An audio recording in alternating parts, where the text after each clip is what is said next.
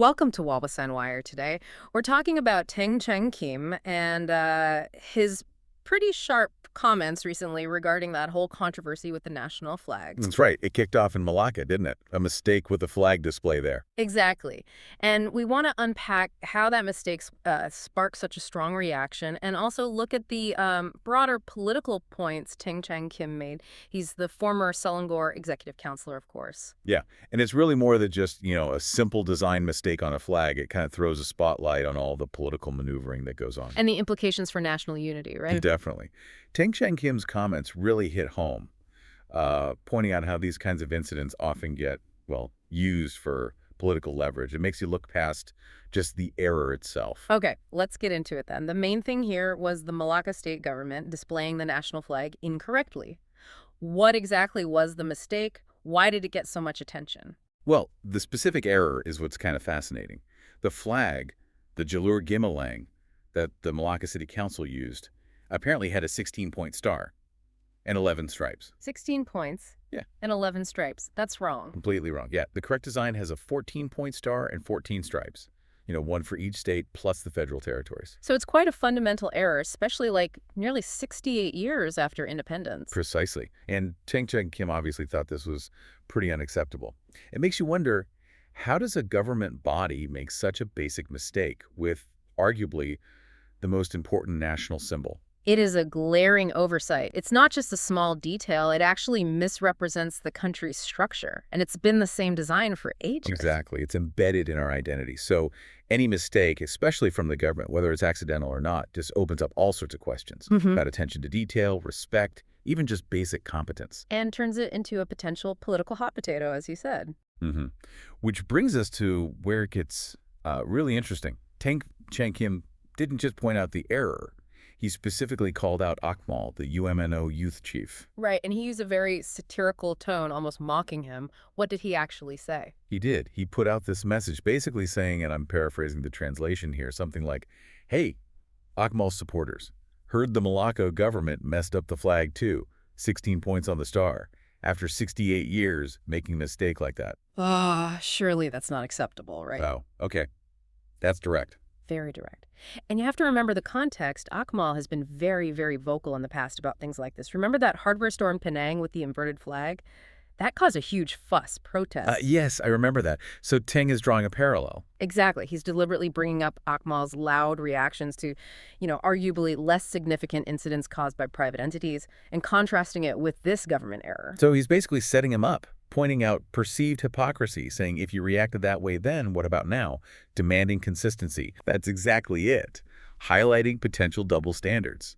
And he didn't stop there. He followed up by directly asking Akmal about his stance on this error. Okay, what did he ask? He asked, again, paraphrasing the translation, so what's your position now? Sack the chief minister. Surround the state government offices, or maybe close them down for 30 days. Oof, that's quoting Akmal's previous demands, isn't it? Pretty much. It's a rhetorical challenge, obviously. He's basically saying, if you demanded extreme actions for that private mistake, what's the call now when it's a government body within your own coalition? It really puts Akmal in a tight spot. Either react strongly and cause trouble internally, or stay quiet and look inconsistent. Precisely. It's a calculated political move. Less about fixing the flag error itself, more about scoring points and questioning a rival's credibility. Do you think that kind of tactic, calling out hypocrisy so directly, works well these days? Well, I think it can be very effective. Public perception is huge, right? By using Akmal's own history, Teng positions himself as someone demanding accountability. That generally looks good. And it chips away at Akmal's image if he doesn't respond consistently. The risk for Teng seems pretty low here.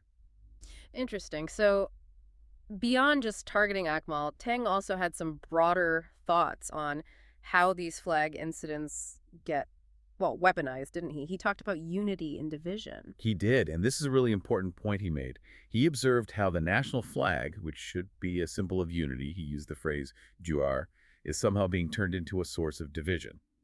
A symbol of unity becoming a root of division. That's quite a statement. It is. It highlights how sensitive symbols get pulled into political fights, making existing tensions worse instead of bringing people together. He criticized the blame game, too. That you'll blame me, I blame you kind of cycle, the buck pass. Yeah, where nobody takes responsibility.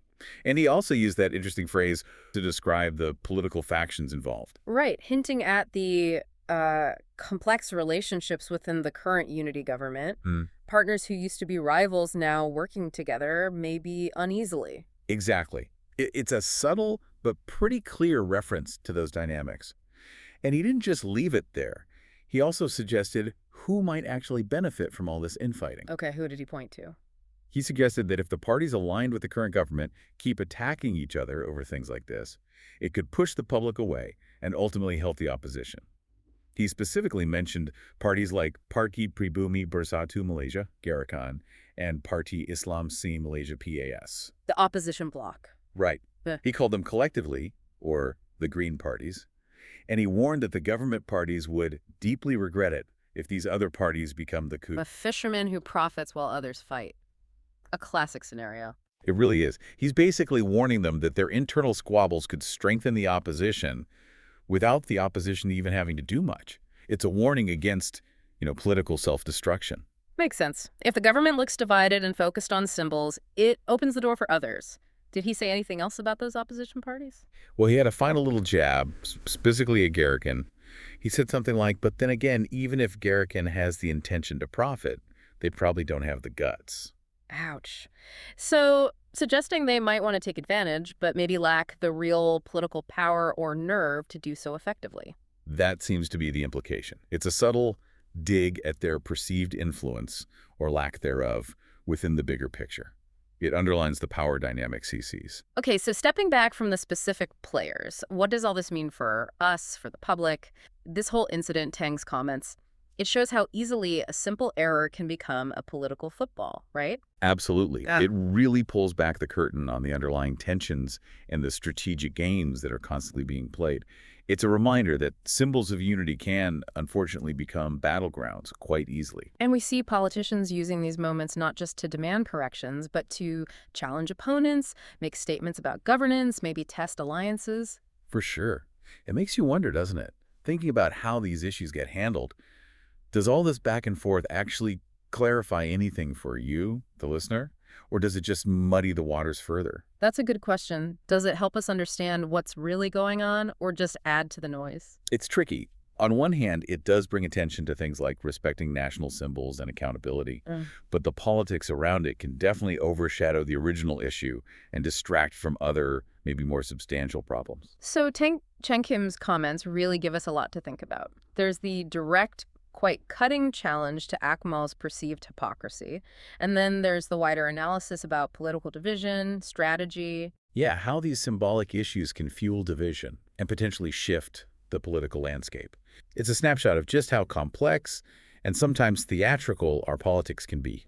Understanding those layers, like you said, helps us see beyond just the surface arguments. You start to see the strategic thinking, the deeper currents. These incidents always reveal something about the players and their motivations, don't they? They certainly do. And maybe the final thought is about the cost, What happens when national symbols become just another tool in the political game? Food for thought. Thank you for joining us on Walwas on Wire today. Remember to like and subscribe for more videos like this.